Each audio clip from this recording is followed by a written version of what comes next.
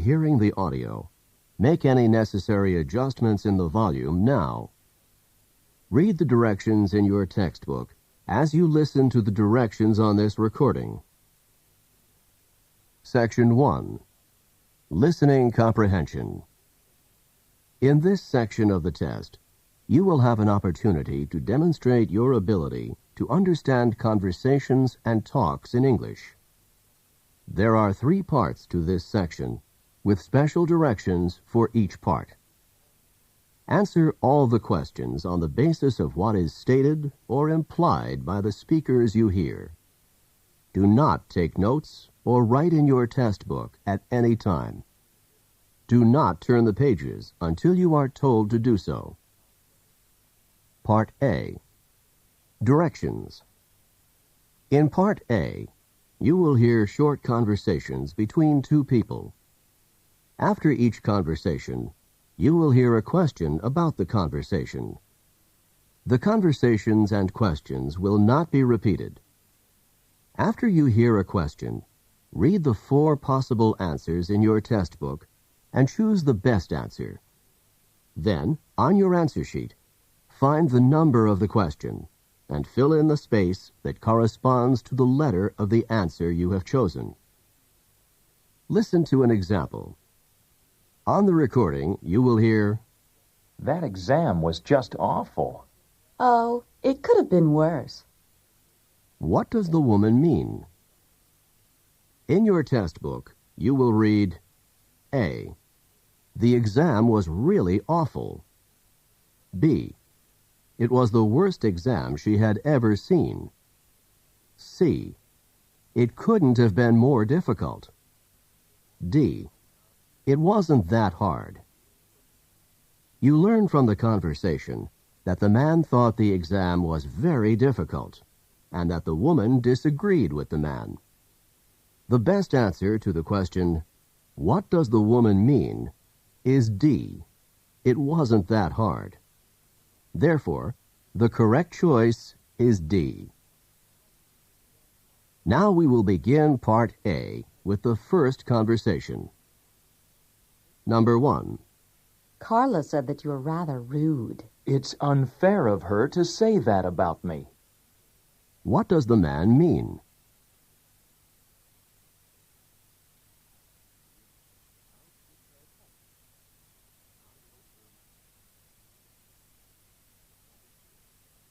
Number 2. I don't think this painting is very good. It's better than the first one, isn't it? What does the woman say about the painting?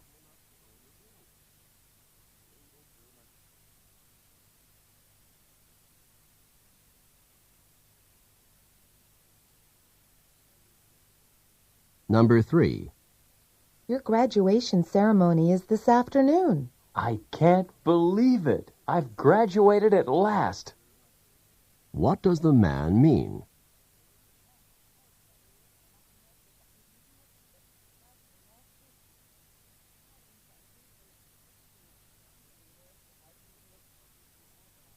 Number 4. I got this dress for only $5. $5? How did you get it so cheap? What does the man mean?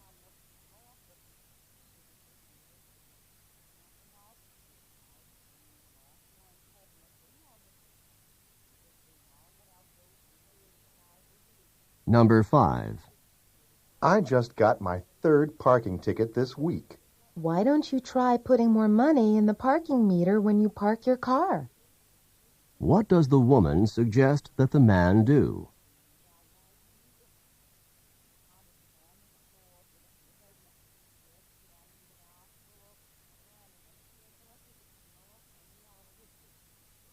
Number 6.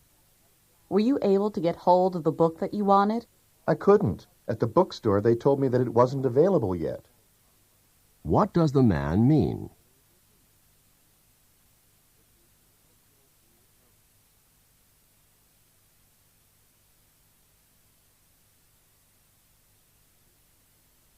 Number 7. Professor Mitchell's lecture certainly went on and on for quite some time. I thought he was never going to finish. What does the man imply about the lecture?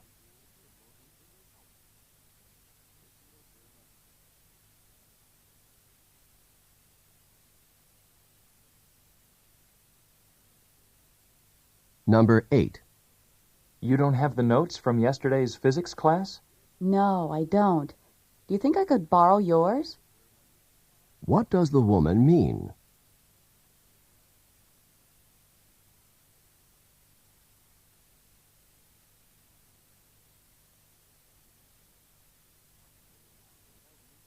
Number 9. You said that you wanted to go shopping this afternoon. What do you want to get? I think I'd like to get my dad a new wallet for his birthday. What does the woman mean?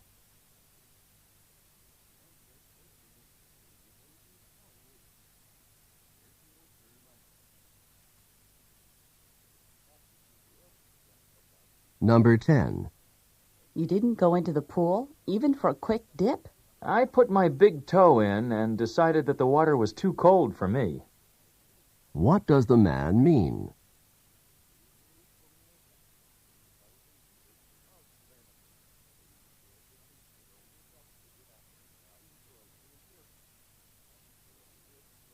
Number 11. Do you know where your sweater is? I think I left it at my sister's house, but I'm not sure. What does the woman mean?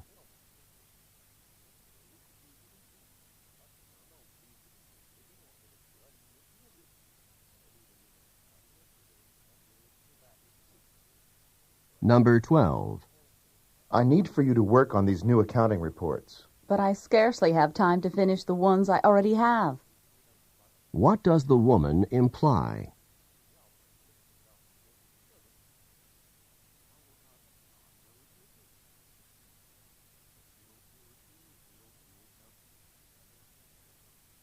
Number 13.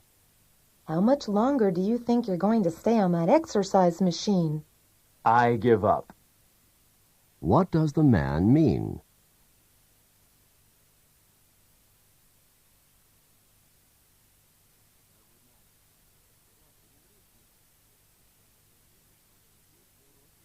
Number 14.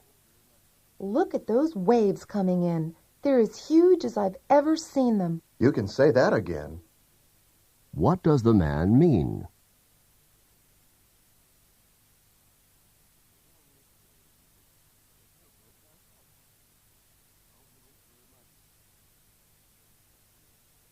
Number 15. Are you ready for the political science exam today? I stayed up all night studying for it. Didn't you know that the professor put it off until next week? What does the woman mean?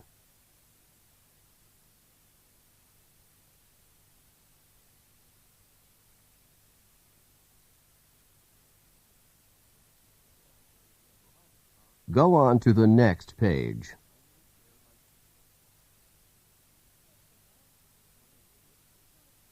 Number 16. I haven't turned in my schedule change form yet. Do you think that's a problem? You haven't turned it in yet? It's absolutely essential that you turn the form in immediately. What does the man mean?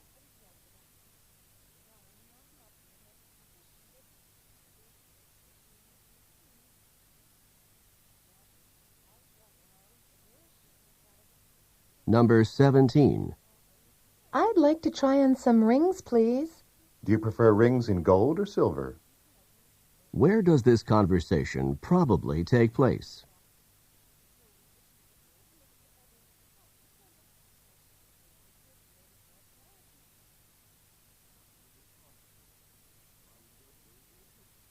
Number 18. Look at this. You made an awful lot of long-distance calls last month. I called my family even more than usual. That's why the bill's so much higher than usual. What are the man and woman probably discussing?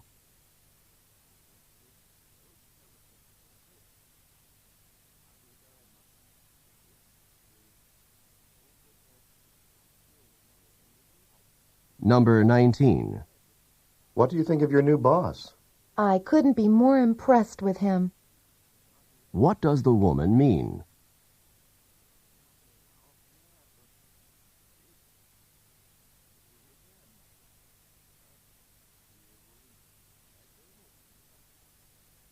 Number 20. Mike, do you know when the recital starts? It starts at 3 o'clock, doesn't it? What does Mike mean?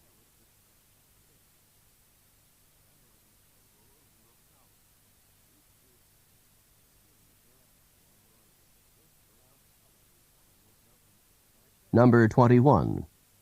If your tooth is hurting you so much, perhaps you should see your dentist right away. I don't really want to, but I guess I don't have much choice. What will the man probably do next?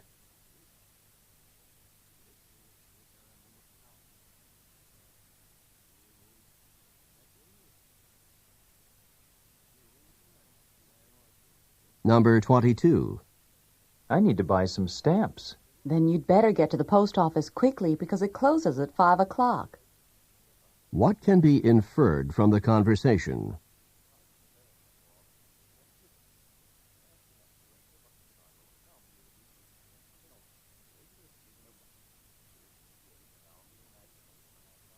Number 23. Do you know how I can find the journal article that we're supposed to read for class tomorrow? The professor copied it and put it on reserve in the library. What does the man mean?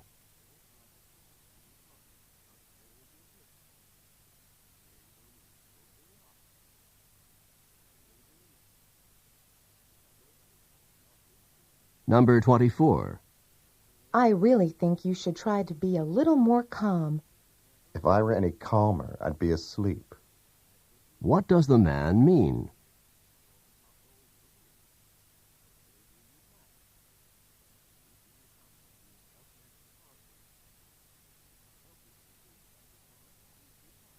Number 25.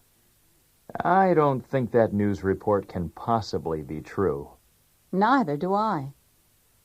What does the woman mean?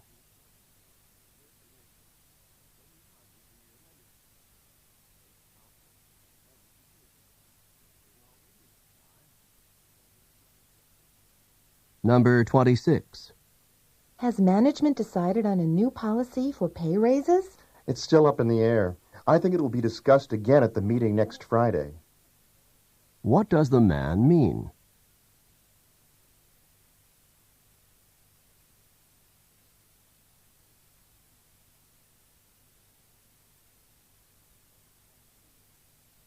Number 27.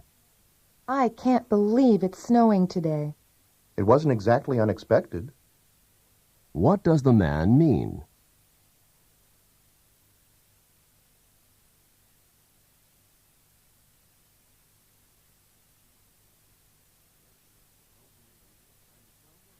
Number 28. How do you think you did on the literature exam that you had this morning? I really wish I could take it over again. What does the woman imply?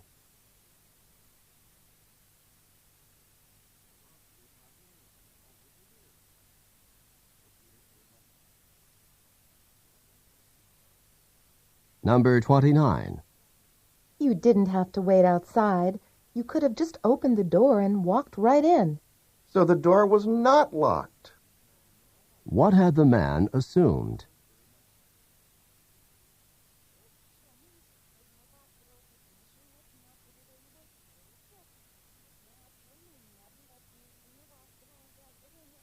Number 30.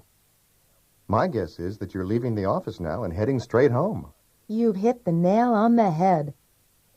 What does the woman say about the man?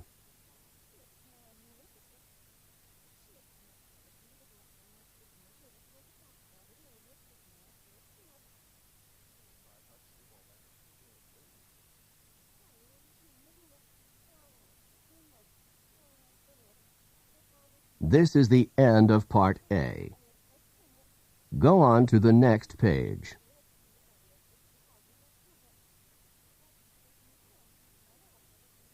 Now, read along with me as I read the directions for Part B. Remember, you should not read ahead or turn the pages while the directions for this part are being read. Part B. Directions. In this part of the test, you will hear longer conversations. After each conversation, you will hear several questions. The conversations and questions will not be repeated. After you hear a question, read the 4 possible answers in your test book and choose the best answer. Then, on your answer sheet, find the number of the question and fill in the space that corresponds to the letter of the answer you have chosen. Remember, you are not allowed to take notes or write in your test book. Now we will begin Part B with the first conversation. Questions 31 through 34. Listen as a man and woman discuss a haircut. Hi, Bob. Your hair looks nice. It's a bit shorter than usual, isn't it? A bit shorter? I don't think so. It's a lot shorter. When I look in the mirror, I don't even know who's looking back at me. So you got your hair cut, but you didn't get the haircut that you wanted. This is not even close to the haircut that I wanted. I asked to have my hair trimmed just a little bit, and the hairstylist really went to town. When I looked down at the floor, there were piles of hair, my hair, on the floor. I couldn't believe it. Well, what did you say to the hairstylist? What could I say? The hair was already cut off. I couldn't exactly say, please put it back on, although that's exactly what I did want to say. Well, at least your hair'll grow back soon. That's what everyone is saying to me. It'll grow back. It'll grow back. But it won't grow fast enough to make me happy. Maybe after you get used to it, you'll like it a bit more. Number 31. What seems to be true about Bob's haircut?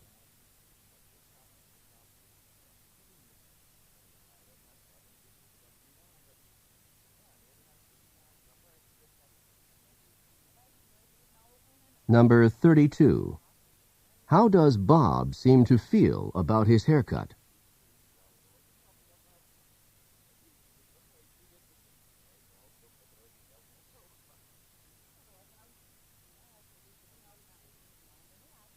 Number 33. What did Bob see on the floor?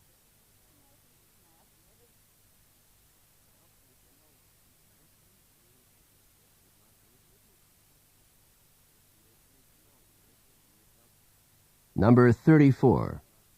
What do people keep saying to Bob?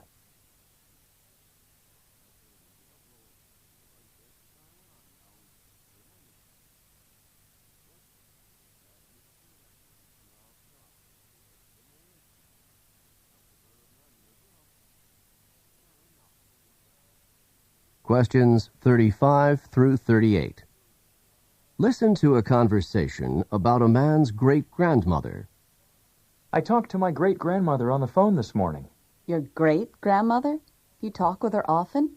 I try to call her at least once a week. She's a really wonderful woman, and she's over 85 years old. I enjoy talking to her because she's so understanding and because she gives me good advice. What advice did she have for you today? She told me to be careful because a big storm is coming. She said that a big storm is coming? Is she a weather forecaster? Not exactly. She says that she can feel it in her bones when a storm is coming. I know it sounds funny, but when she feels it in her bones that a storm is coming, she's usually right. That's not actually so funny. When people get older, the tissue around their joints can become stiff and swollen. Just before a storm, the air pressure often drops, and this drop in air pressure can cause additional pressure and pain in swollen joints. So when your great-grandmother tells you she thinks a storm is coming, she probably has some aching in her joints from the decreasing air pressure. Then I had better pay more attention to my great-grandmother's weather forecasts. Number 35. How often does the man usually talk to his great-grandmother?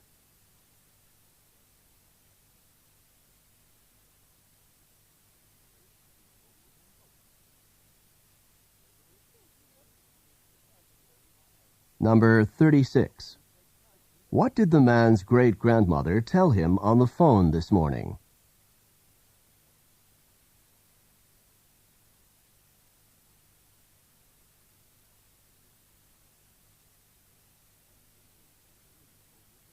Number 37. Where does the man's great-grandmother say that she feels a storm coming?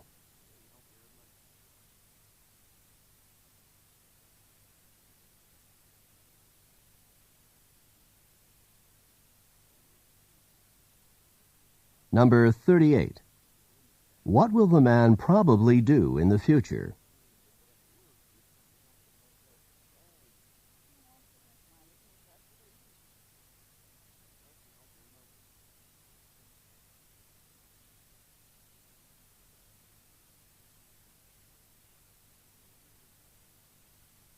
This is the end of Part B.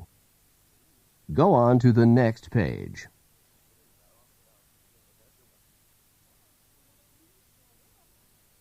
Now, read along with me as I read the directions for Part C. Remember, you should not read ahead or turn the pages while the directions for this part are being read. Part C. Directions. In this part of the test, you will hear several talks. After each talk, you will hear some questions. The talks and questions will not be repeated. After you hear a question, read the 4 possible answers in your test book and choose the best answer. Then, on your answer sheet, find the number of the question and fill in the space that corresponds to the letter of the answer you have chosen. Here is an example. On the recording, you will hear, "Listen to an instructor talk to his class about painting."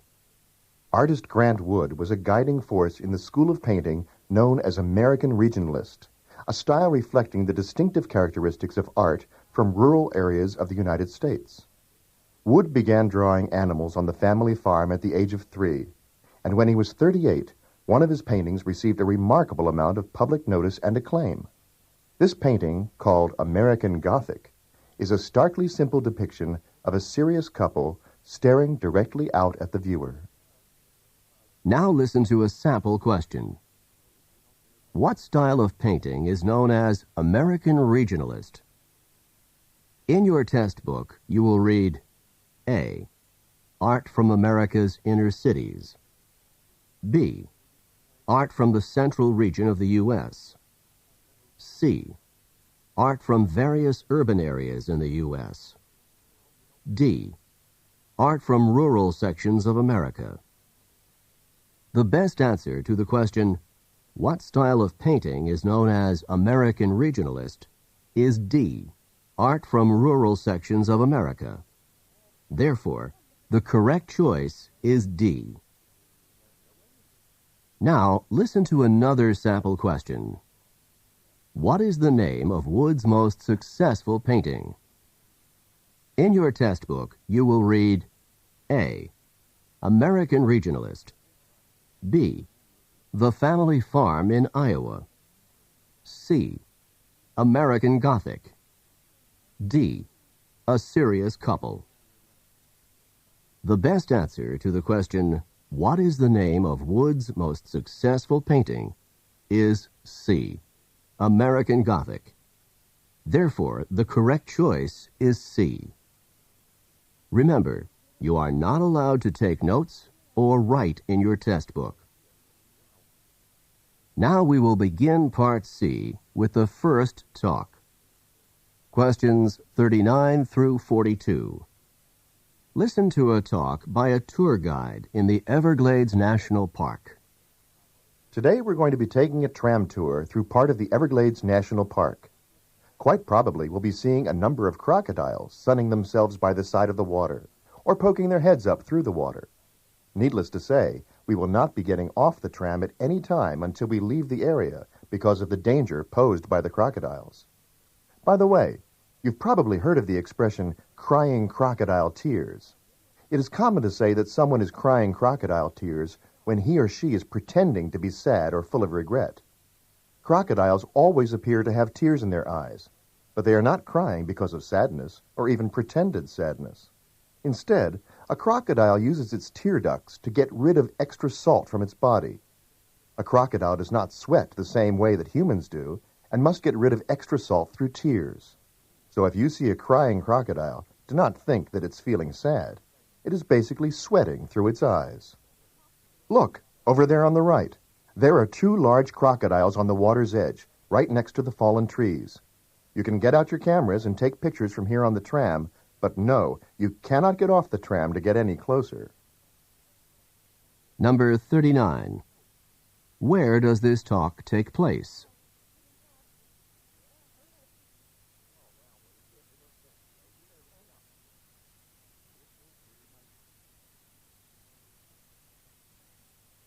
Number 40.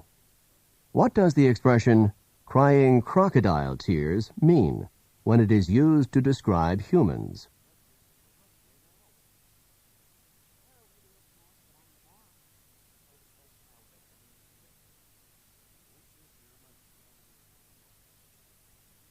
Number 41. Why do crocodiles have tears in their eyes?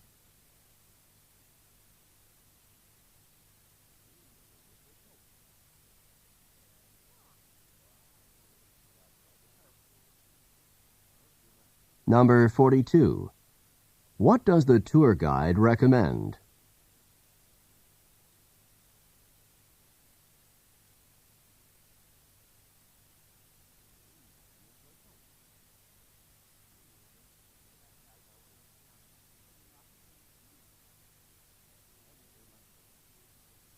Questions 43 through 46. Listen to the following lecture by a university professor. Please take your seats now because I would like to begin today's lecture. Today, we will be discussing one of the more elegant and distinct forms of 19th century transportation, the clipper ship. Clipper ships of the 19th century were the graceful, multi-sailed, ocean-going vessels that were designed for maximum speed. They were given the name clipper ship in reference to the fact that they clipped along at such a fast rate of speed. Clipper ships were constructed with a large number of sails in order to maximize their speed. They often had 6 to 8 sails on each of the masts, and ships commonly had 3 and perhaps 4 masts. The speeds that they achieved were unbelievably fast for the era. Clipper ships could, for example, accomplish the amazing feat of traveling from New York to San Francisco in less than 100 days. Clipper ships first came into use in the United States in the 1840s. They were originally intended to make the trip from New York around the tip of South America and on to China in order to transport tea to the United States. Once gold was discovered in California in 1848, clipper ships were immediately put into use to carry large numbers of gold prospectors and large amounts of mining supplies from the East Coast to California. With the success of the American clipper ships, the British began their own fleet of clipper ships to transport goods from the far reaches of the British Empire. That's all for today's class. Don't forget that there's a written assignment due on Friday. Number 43. In which course would this lecture most probably be given?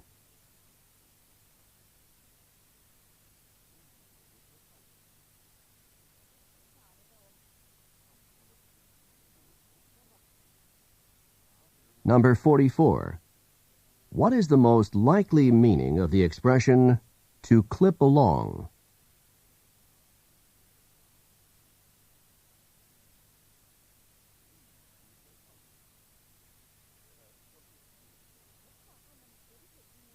Number 45. What were clipper ships first used for in the United States?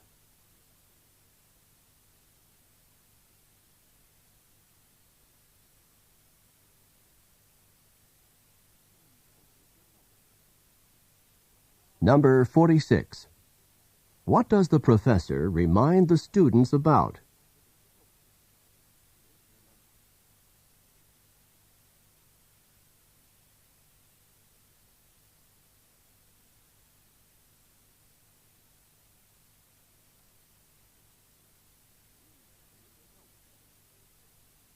Questions 47 through 50. Listen to the following talk by a drama coach to a group of actors. I know that some of you are feeling more than a little nervous about tonight's performance, and I want you to understand that this is quite a natural feeling. You are going to be on stage in front of a lot of people tonight, and it's normal to be experiencing some nerves. I would like to help you to understand these feelings and not let them interfere with your performance. What you are experiencing is called stage fright. Stage fright is the fear that develops before you give a performance in front of an audience. Stage fright is not experienced just by actors and actresses.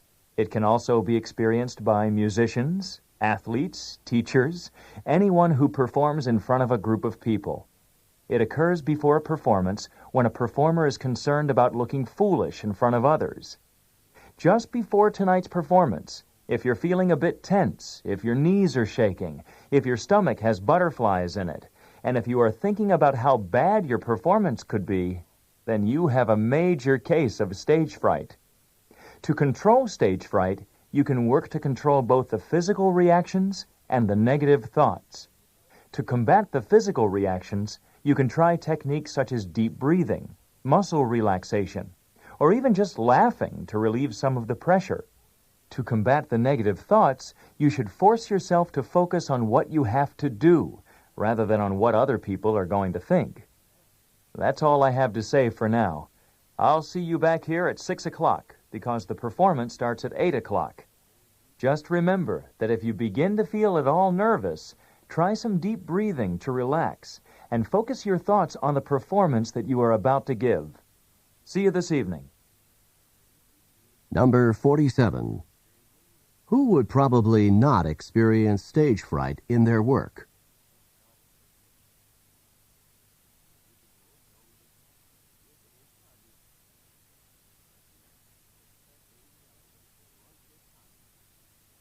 Number 48. What physical reaction might someone who is experiencing stage fright commonly have?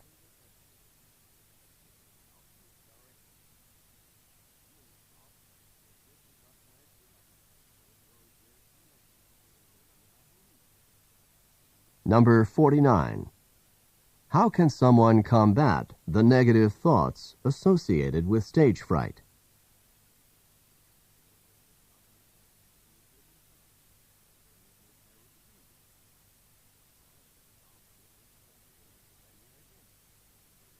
Number 50.